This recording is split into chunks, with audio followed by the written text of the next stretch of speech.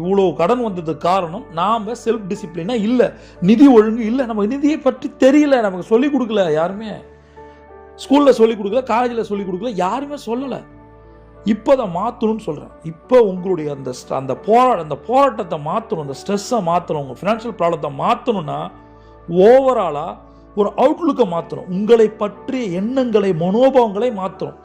முதல்ல இந்த செல்ஃப் டிசிப்ளினான ப்ராப்ளத்தை எழுதுனீங்க, அதுக்கான சொல்யூஷனை எழுதுனீங்க, அதை ஒரு ஃபினான்ஷியல் பிளானாக மாற்றினீங்க, அதோட கரண்ட் ஃபினான்ஷியல் ரியாலிட்டியாக எழுதிட்டீங்க.